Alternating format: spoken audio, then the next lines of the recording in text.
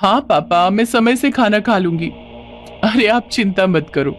नहीं, अभी तो बस हम दो लड़कियां हैं, एक और लड़की आने वाली है। मीनू अपने पापा से बात कर ही रही थी जब उसने रीमा को बाथरूम से निकलते देखा। अच्छा पापा, मैं अभी रखती हूँ। रीमा और मैं अभी डिनर बनाएंगे। गुड नाइट पापा। बस कुछ ही दिन हुए हैं मीनू को बेंगलोर आए हुए। कॉलेज खत्म होने के बाद उसने आईटी सेक्टर में जॉब ले लिया। नए शहर में इंसान बहुत जल्दी अकेला पड़ जाता है, इसीलिए मीनू को जब इस गर्ल्स हॉस्टल के बारे में अपने ही ऑफिस कॉलीग रीमा से पता चला तो वो भी इधर शिफ्ट हो गई। मकान मालिक ने यह घर वर्किंग वुमेन के लिए हॉस्टल जैसा बनाया है। पहले और दूसरे माले पर 4 लड़कियां रहती हैं और तीसरे माले पर रहती हैं मीनू और रीमा। लेकिन उनके बाजू वाले कमरे में एक और नई लड़की आने वाली है। दिन भर ऑफिस का काम करके दोनों ही बहुत थक चुकी थी, इसलिए वो गरम गरम फुलके वाली रोटी और चिकन बनाने में लग गई। मीनू और रीमा थोड़े से टाइम में ही बहुत अच्छे दोस्त बन गए हैं। वो बातें कर रहे थे और खाना बना रहे थे कि तभी अचानक मीनू ने गेट खुलने की आवाज सुनी। कोई सीढ़ियों से चलकर ऊपर आ रहा था। शायद नई लड़की आ गई। ये कहते हुए रीमा दरवाजा खोलने के लिए गई। फिर जैसे ही उसने दरवाजा खोला उसे एक अजीब सी बेचैनी हुई। चलने की आवाज धीरे धीरे पास आ रही थी। रीमा की दिल की धड़कन तेज हो गई। आवाज पास आती गई और धड़कन बढ़ती गई। किचन में अकेले खड़ी होकर मीनू सोच ही रही थी कि रीमा को इतना टाइम क्यों लग रहा है। तभी उसने पीछे मुड़कर देखा। रीमा दरवाजे पर खड़ी थी और उस तीसरी लड़की का कोई नामो निशान नहीं था। गैस को धीमे करके मीनू भी रीमा के पास आ गई। क्या हुआ? मीनू ने पूछा। तूने भी पैरों की आवाज सुनी ना? रीमा ने कहा। हाँ सुनी तो थी, फिर कोई अभी तक ऊपर क्यों नहीं आया? दोनों की आंखें अंधेरी सीढ़ी की तरफ अटकी रही। पैरों की आवाज अब बंद हो गई थी। चल नीचे चलकर देखते हैं, मीनू ने कहा। दोनों लड़कियां सीढ़ी से थोड़ा नीचे उतरी और फिर ऊपर से झांक कर देखा। एक लड़की दूसरे माले के स्टेयरकेस पे खड़ी थी। ऊपर से देखने पर लड़की का घुंघराले बालों से ढका हुआ सर नजर आ रहा था, लेकिन उसका चेहरा देख पाना मुश्किल था। उस लड़की के एक हाथ में सूटकेस और दूसरे हाथ में उसका फोन था।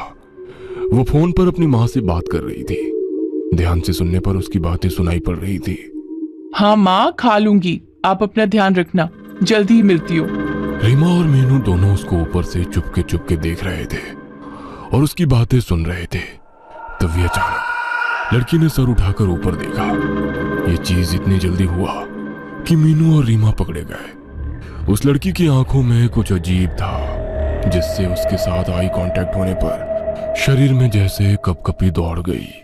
गुस्से से देखते हुए वो लड़की धीरे धीरे ऊपर आ गई। मीनू और रीमा दरवाजे पर अपनी ऑकवर्ड स्माइल लेकर खड़े रहे। लड़की उनके सामने आकर बोली। क्या तुम लोग मेरी बातें सुन रहे थे? सिचुएशन को कंट्रोल में लेने के लिए मीनू ने झट से जवाब दिया। नहीं, हमने सीढ़ियों पर किसी के चलने की आवाज सुनी तो दरवाजा खोलने आ गए। लैंडलॉर्ड अंकल ने बोला था कि तुम आज आने वाली हो। मीनू की हाँ में हाँ मिलाते हुए रीमा ने कहा। हम बस तुम्हारा ही इंतजार कर रहे थे। ये मीनू है और मैं रीमा। नई लड़की ने शक भरी नजरों से दोनों को देखते हुए कहा। मैं जामिनी। इससे पहले कि और बातें हो पाती, जामिनी अपना सूटकेस लेकर सीधा अपने रूम में चली गई और जोर से दरवाजा बंद कर दिया। बड़ी ही अजीब लड़की है ये तो, रीमा ने कहा। नई नई आई है, शायद फैमिली को मिस कर रही है। चलो खाना खाकर सो जाते हैं, कल सुबह मीटिंग के लिए जल्दी उठना है। मीनू किचन में वापस चली गई। खाना खाकर दोनों लड़की गहरी नींद सो रही थी। अचानक प्यास लगने पर मीनू जाग गई। पानी का जग मेज पर रखना वो भूल गई थी। रीमा गहरी नींद में उसी के बाजू में सो रही थी। कहीं उसकी नींद भी टूट ना जाए ये सोचकर मीनू बिना लाइट ऑन किए किचन की तरफ चलने लगी। किचन के बाजू में ही जामिनी का कमरा था। उसका दरवाजा तब भी बंद था। किचन से पानी पीकर मीनू अपने रूम की तरफ लौट ही रही थी कि तभी उसे किसी के फुसफुसाकर बात करने की आवाज सुनाई दी। ध्यान से सुनने पर समझ आया कि आवाज जामिनी के कमरे से आ रही थी। मीनू ने मन ही मन सोचा, ये लड़की इतनी रात गए किससे बात कर रही है? एक कौतूहल मीनू के मन में जागी। बहुत आहिस्ता से थोड़ी सी भी आवाज किए बिना मीनू जामिनी के दरवाजे तक पहुंची। फिर उसने होल से रूम के अंदर झांक कर देखा तो जामिनी बेड पर बैठी है।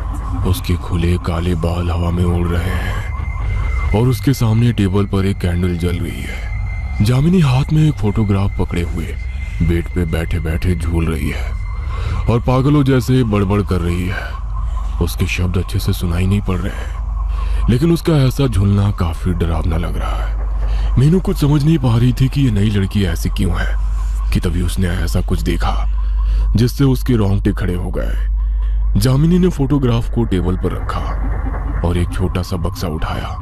बक्से का ढक्कन खोल के उसके अंदर से उसने एक छिपकली निकाली। जामिनी ने छिपकली को उसकी पूंछ से पकड़ा हुआ था। उल्टी लटकती हुई छिपकली अपने जान की भीख मांगती हुई हवा में तैर रही थी, लेकिन जामिनी ने उसकी जान नहीं बख्शी। उसने अपना मुंह खोला और बिना हिचकिचाए उस छिपकली को निगल गई। घिन और भय से मीनू का शरीर सुन्न पड़ गया था। कैसे कोई जीता जागता इंसान छिपकली खा सकता है? कुछ तो गड़बड़ है इस लड़की के साथ। तभी अचानक जामिनी ने मीनू की तरफ सर घुमाया। पता नहीं कैसे बंद दरवाजे के उस पार से जामिनी को पता चला कि मीनू उस पर नजर रख रही है। ऐसा लगा जैसे किसी ने जामिनी को इत्तला किया हो। मीनू झट से पीछे हो गई और एक सेकंड रुके बिना अपने रूम में आकर दरवाजा बंद कर दिया। डर के मारे उसकी सांस फूल गई थी, होठ कांप रहे थे। जामिनी के रूम का दरवाजा खुलने की आवाज आई, फिर उसके पैरों के चलने की आहट मीनू के रूम के बाहर आकर रुक गई। मीनू ने सोचा कि कुछ भी हो जाए जामिनी को पता नहीं चलने देना है कि उसने उसको देख लिया है। 2 मिनट तक कोई आवाज नहीं, केवल मीनू की दौड़ती हुई धड़कन सुनाई दे रही थी। फिर जामिनी के दरवाजा बंद करने की आवाज आई। जामिनी अपने रूम में चली गई है या नहीं ये तसल्ली करने के लिए मीनू ने जैसे ही अपने की होल से दरवाजे के उस पार झांका तो की होल के दूसरी तरफ से एक आंख को खुद के ही रूम के अंदर देखता हुआ पाया। उस आंख की पुतली इंसानों जैसी नहीं थी।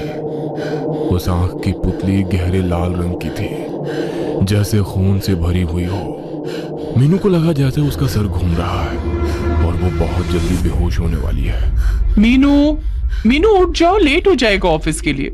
रीमा की आवाज से मीनू जाग गई। उठते ही उसको कल रात को देखी हुई सारी घटना एक बुरे सपने जैसी लगने लगी। क्या हुआ था कल रात? जो कुछ भी मीनू ने देखा था, क्या वो सब उसका वहम था? कुछ समझ नहीं आ रहा था मीनू को।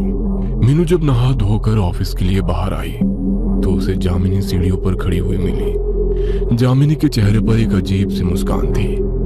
कोई बात किए बिना मीनू जामिनी को इग्नोर करके ऑफिस चली गई, लेकिन सारा दिन उसका मन बेचैन ही रहा। कितनी भी कोशिश करके मीनू अपने काम पर कंसंट्रेट नहीं कर पाई। लंच ब्रेक के टाइम रीमा ने मीनू से कहा, क्या बात है, आज तुम कुछ परेशान सी लग रही हो? तबीयत तो ठीक है ना? तुम्हें ये जामिनी कुछ अजीब नहीं लगती? हाँ, अजीब तो है। आज भी सुबह मैंने उसको अपनी माँ से बात करते हुए सुना, लेकिन माँ से कौन इतना छुप छुप कर बात करता है, समझ नहीं आया। मीनू ने कल रात की बातें रीमा को नहीं बताई। ऑफिस का काम खत्म करके मीनू उस दिन घर वापस आ गई। रीमा अपने मौसी के पास गई थी तो आज तीसरे माले पर बस मीनू और जामिनी ही थी। खाना बनाने का आज मन नहीं था, इसलिए मीनू ने रोटी सब्जी खरीद लिया था। वो किचन में अपना खाना परोसी रही थी कि तभी उसका फोन बजा। पापा का कॉल था। हाँ पापा, बोलिए। बेटा, सब ठीक है ना? नई रूममेट से दोस्ती हुई? नहीं, वो उतनी बात नहीं करती। हाँ, मकान मालिक ने बताया मुझे। बेचारी, तुम और रीमा उसका थोड़ा ख्याल रखना बेटा। किसी के बुरे दिन में साथ देना दोस्तों का काम होता है। हम दोस्त नहीं है पापा, लेकिन आप क्या बात कर रहे हो? क्या बुरा है जामिनी के साथ? अरे बेटा, कुछ ही महीनों पहले उसकी माँ गुजर गई। अपनी माँ के सिवा और कोई नहीं था उसका इस दुनिया में। मकान मालिक भी बहुत दुख के साथ बता रहे थे। थोड़ा ध्यान रखना उसका बेटा, ठीक है ना? मीनू के हाथ से उसका फोन गिर गया। फोन का कांच टूटने की आवाज मीनू के कानों में गूंजती रही, लेकिन इस अचानक सदमे की वजह से उसका पूरा शरीर बर्फ जैसा जम गया था। अगर जामिनी की माँ को मरे हुए महीनों हो चुके हैं तो फिर जामिनी फोन पर अपनी माँ से कैसे बात करती है? इससे पहले कि मीनू कुछ और सोच पाती, अचानक से लाइट चली गई। जैसे ही मीनू पीछे मुड़ी, हाथ में कैंडल लेकर जामिनी उसके बिल्कुल पास खड़ी थी। जामिनी की आंखों में एक दहशत छाई थी। डरावनी आवाज में उसने मीनू से पूछा, अब अंधेरे में खाना कैसे खाओगी मीनू?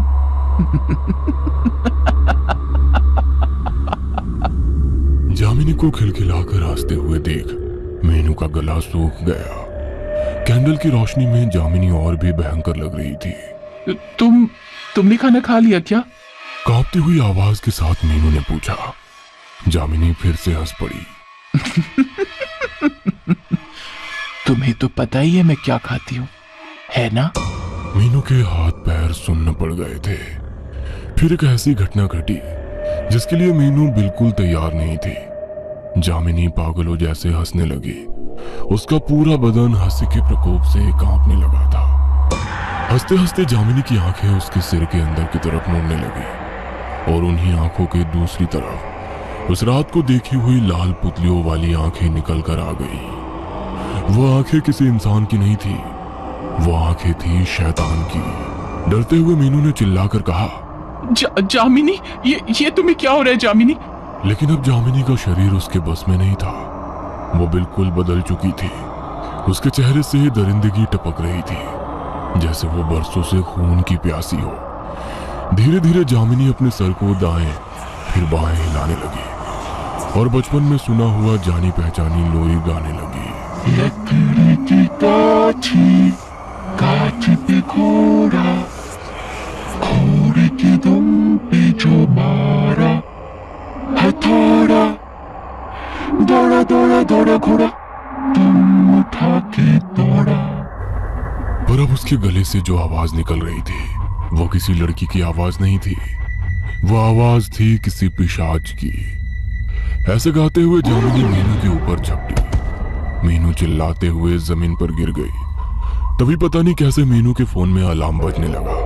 मीनू का अलार्म टोन हनुमान चालीसा का श्लोक था। मीनू के पापा ने कहा था कि हर दिन की शुरुआत भगवान के नाम के साथ करें तो दिन अच्छा जाता है। जैसे ही हनुमान चालीसा का धुन गूंजने लगा, जामिनी ने मीनू को छोड़ दिया। जामिनी अपने कान को अपने हाथों से भींचने लगी, जैसे वो पिशाच जामिनी के अंदर से बोल रहा हो, बंद करो, इसे बंद करो। जामिनी का शरीर जमीन पर पड़े हुए कांपने लगा। उसके मुंह से काला खून निकल कर आने लगा। कुछ देर बाद जामिनी बेहोश हो गई। 2 दिन बाद जामिनी की अस्पताल में आंखें खुली। उसको कुछ भी याद नहीं था। डॉक्टर के मुताबिक जामिनी को अपनी मां के गुजर जाने के गम में दिल का दौरा पड़ा था। लेकिन मीनू जानती है कि जामिनी किसी अतृप्त आत्मा के वश में आ गई थी। शायद जामिनी जब अपनी मां को बुलाती थी तभी कोई पिशाच उसके दुख का फायदा उठाकर जामिनी के ऊपर हावी हो गया था। मीनू को अब यकीन है कि जामिनी उस पिशाच के हाथों से मुक्त हो चुकी है। लेकिन अभी एक बात जो मीनू को खटक रही है वो ये कि सुबह का मॉर्निंग अलार्म शाम के 7:30 बजे कैसे चालू हो गया था। क्या वो जामिनी की मां थी जिसने एक ही साथ अपनी बेटी और मीनू की मदद की?